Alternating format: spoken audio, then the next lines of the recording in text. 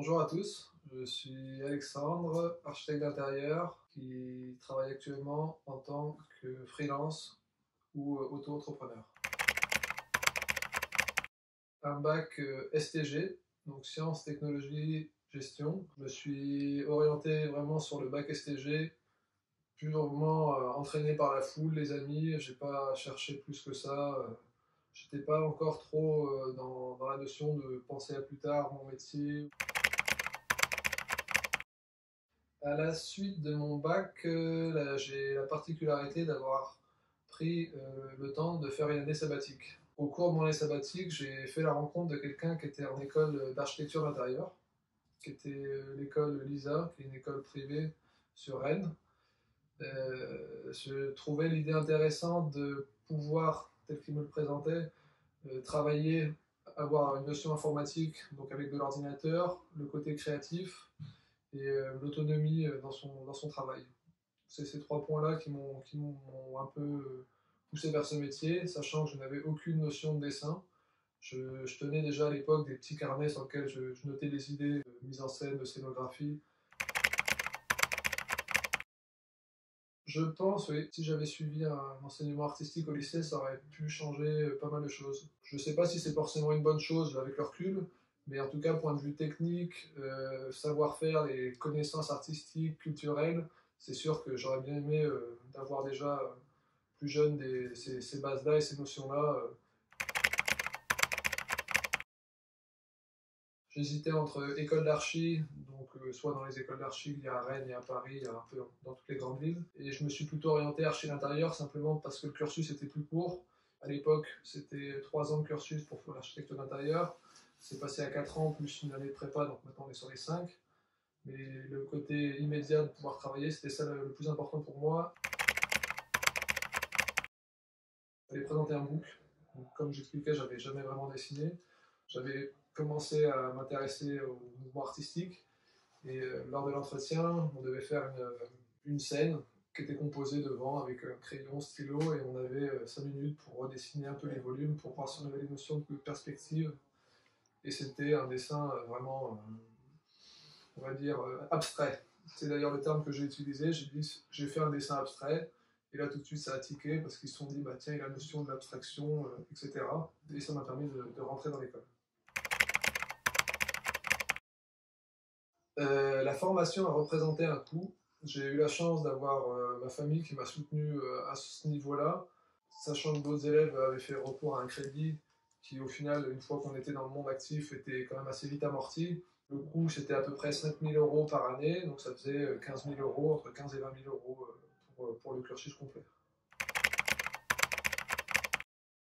Prépa Mana, c'est comme ça qu'ils appelaient, et après il y avait 3 ans en spécialité soit graphiste ou architecte intérieur.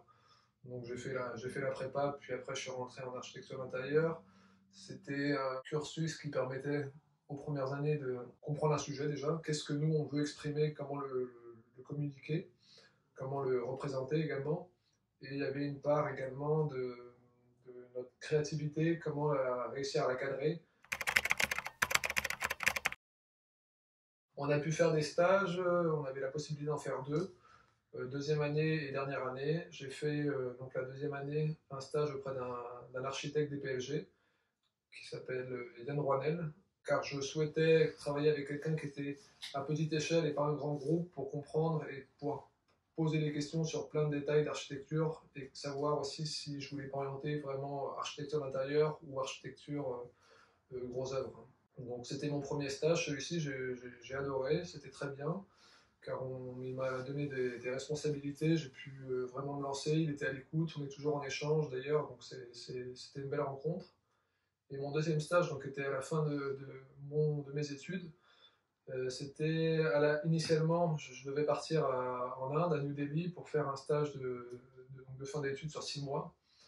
Et malheureusement, ça n'a pas porté ses fruits, c'était pas concluant. Et je me suis retrouvé en point de chute sur Paris.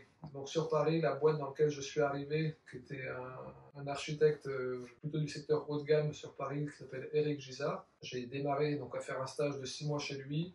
Suite à quoi il m'a proposé de continuer à travailler ensemble sur le statut d'auto-entrepreneur.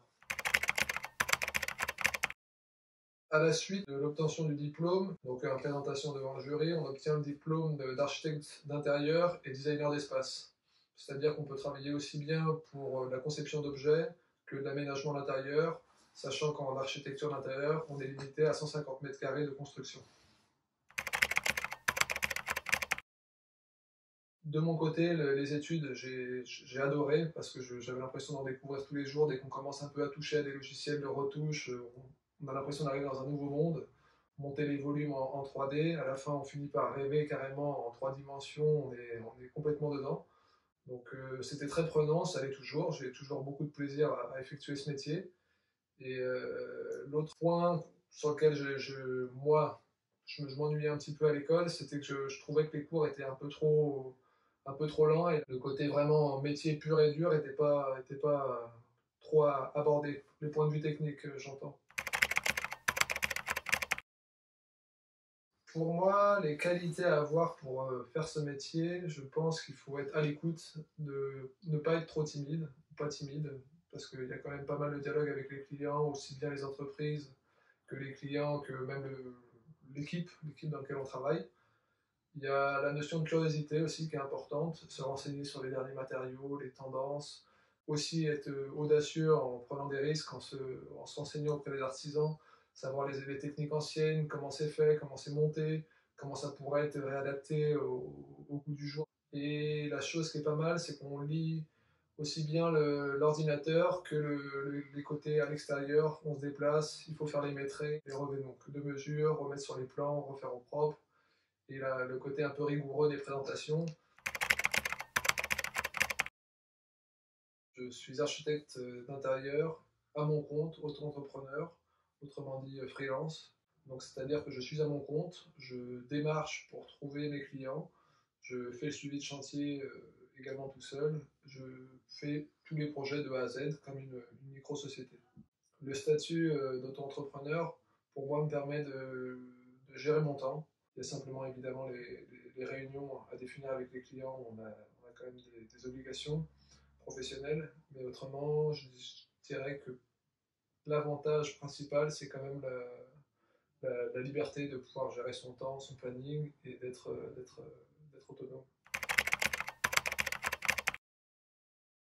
Le statut d'auto-entrepreneur pour l'architecture d'intérieur est plafonné à 62 000 euros à l'année, mais je dirais quand même que c'est un statut si on ne souhaite pas lancer une entreprise, avoir un chantier énorme, vouloir travailler simplement à un rythme humain pour moi, je dirais que c'est le bon compromis.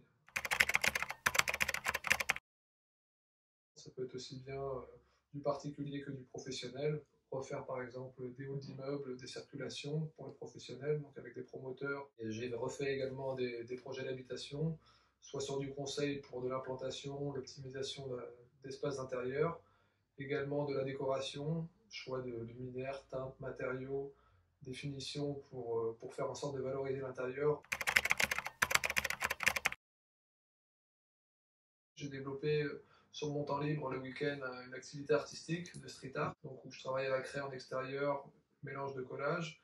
Et je faisais ça essentiellement le week-end. J'ai pu justement, grâce à l'auto-entrepreneuriat, pouvoir gérer mon planning temps, ce qui me permet, par rapport à ce que je souhaite de mon quotidien, donc pouvoir aussi bien me loger, manger et avoir quelques loisirs, vivre bien et pouvoir développer le côté artiste qui pour moi est important d'exploiter tant qu'on a de l'énergie et qu'on a la créativité.